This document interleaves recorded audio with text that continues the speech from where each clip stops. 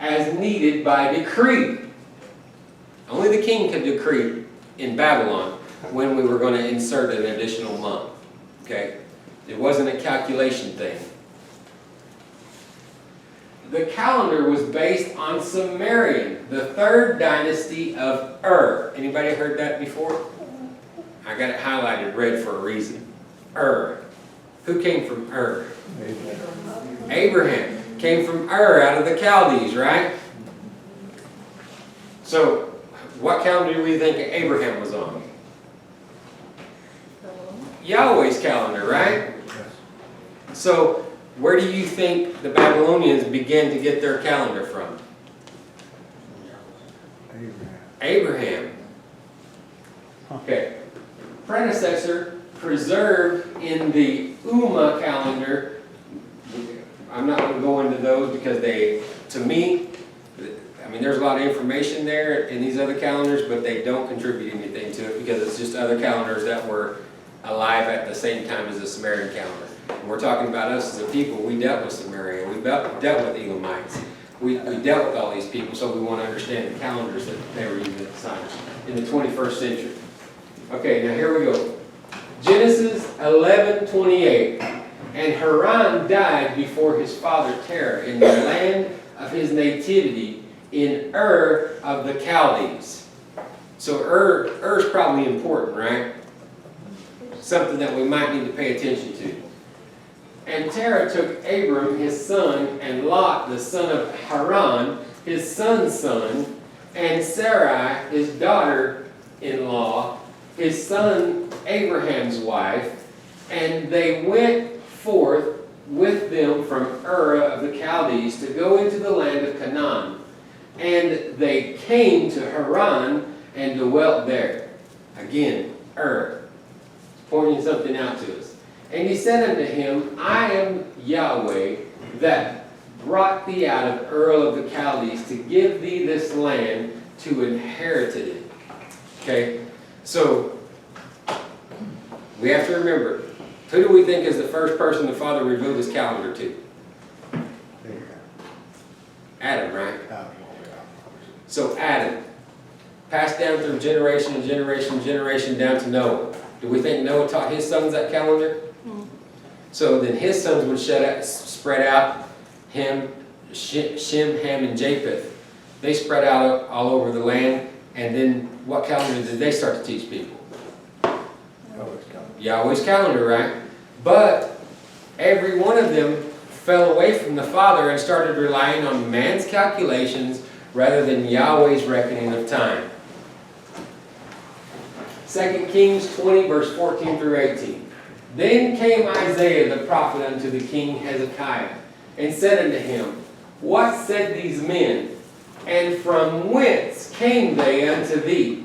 And Hezekiah said, They are come from a far country, even from Babylon.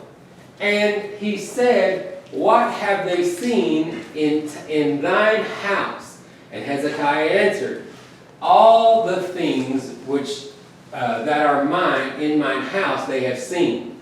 There is nothing among my treasures that I have not shown them. And Isaiah said unto Hezekiah, Hear the word of Yahweh. Behold, the days come, that all that is in thine house, and all that which thy fathers have laid up in store unto this day, shall be carried away into Babylon. Nothing shall be left, saith Yahweh. And thy sons that thou shalt issue from thee, which thou shalt beget, shall they take away, and they shall be eunuchs in the place of the king of Babylon. Anybody know what calendar we're going to talk about next week? The Babylonian calendar, right? We're going to get a little bit deeper in there because that's basically where a lot of our calendars start getting messed up, because the Babylonian calendar was an 8-day calendar. When we come out of Babylon, we stayed on an 8-day calendar for a while until a Sanhedrin was established, and they reset the calendar to a 7-day Sabbath. So once they reset the calendar to a 7-day Sabbath, we went back to a 7-day Sabbath at that point. But we got, just like we got messed up when we were in Egypt, the same way we're getting messed up now, being slaves in America, I mean, for whatever that means. If you pay taxes, you're a slave to something. So, forget my politics. We just need to focus on those calendars, because when they start getting askew, that's how we start getting all these other calendars. 2 Kings 20, 19 through 21. This is the end of that chapter. Then said Hezekiah unto Isaiah, Good is the word of Yahweh which thou hast spoken. Now, Isaiah just told Hezekiah that he was going to lose his house, all of his possessions, his kids were going to be taken away and turned into eunuchs. Why would he say good? Hezekiah's the king, right? The king's supposed to guard the land, right? So evidently Hezekiah realized the wickedness that had seeped into Israel at that time, and he knew the father was fixing to do some correcting. So the father's correction, although it is harsh, it is always a good thing. So Hezekiah was saying, Good is the word of Yahweh which thou hast spoken. And he said, Is it not good if peace and truth be in my days? And the rest of the acts of Hezekiah and all his might, and how he made a pool and a conduit. Now what were they making in Samaria? Pools and conduits, right? To water the crops. Where do you think they got that from? From Hezekiah. Okay?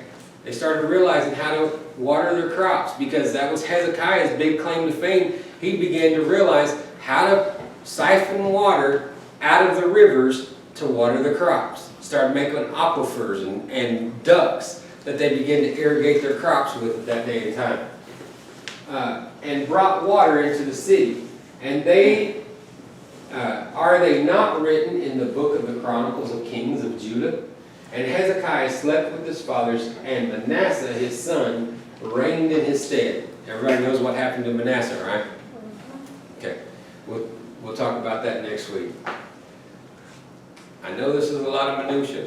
Next week it's going to be a little bit more minutia. The following week we're going to get into Yahweh's reckoning of time. And it's really, I promise you, because you know the backstory now, because you know all the history of the way these calendars got, when you begin to see the calendar now, nobody's ever going to have to explain to you Yahweh's calendar again. Because it's going to be in your mind, forefront in your mind. Our Torah portion this week is Pinchas Torah. Phineas, Numbers 25, 10 through 30, verse 1. The prophets is Jeremiah 1 through chapter 2, verse 3. And the gospel is John 13 through 22. The Torah talks about the zeal of Phineas, the census of the new generation, the daughters of Zephadad. Joshua appointed Moses' successor, daily offerings, the Sabbath offering, monthly offerings, offerings of Passover, offerings of the Festival of Weeks, offerings at the Festival of Trumpets, offerings of the Day of Atonement, and offerings at the Festival of Booths. The prophet talks about the drought. It's kind of funny that we're talking about calendars now that have to deal with irrigation and that kind of stuff, and the prophets this week is talking about drought. Elijah flees from Jezebel. Elijah meets Elohim at Horeb. Elijah becomes Elisha's disciple, or Elisha becomes Elijah's disciple. Shabbat Shalom.